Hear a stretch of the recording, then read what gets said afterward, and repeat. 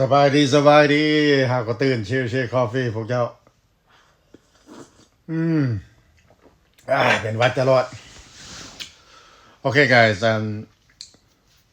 เรื่องกัน deportation นะอยู่ประเทศลาวเนาะ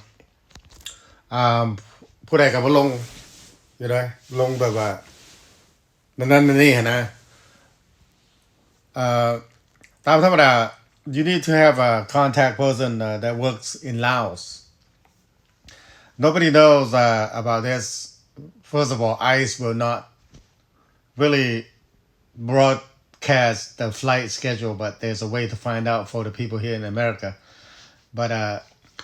in order to know who's on the flights, they have to be in Laos first. Once they be in Laos, there's going to be a flight manifest. หมายความว่าสื่อรายละเอียด like they even have conviction, but we're not going to tell you because we respect people that ส่งกลับประเทศลาวเขาเจ้าคดีอย่างเขาบ่บอกสมมุติว่าเจ้าแท็กมาหลังไม้เนาะก็ยังบ่บอกเพราะว่าพวกเขามีแอตโกนะตามหมายความว่าพวกเขานับถืออันสิทธิถึงว่าเขาเจ้าสิเคย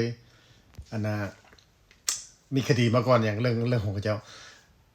แต่ว่ามาฟังอยู่นี่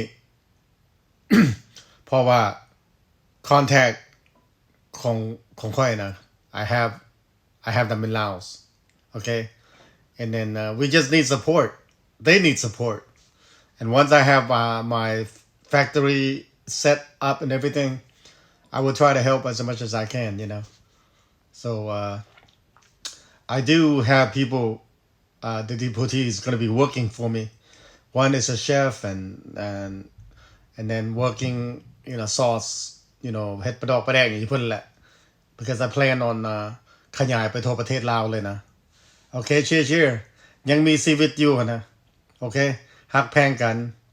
ซอยกันซึ่งกันและกัน be genuine โอเคใจจริงคมจริงบ่ตายดอก I mean old age will kill you or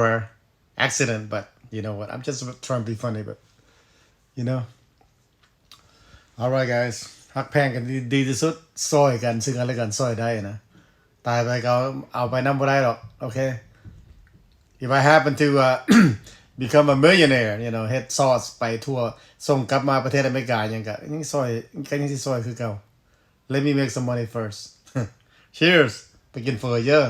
เด้อเมื่อประเทศลาวนะโอเคขอสิฮอดประเทศลาววันที่1เดือน11นี่แหละออกจากในวันที่30เนาะเอาสู้ๆมีชีวิตอยู่สู้ๆ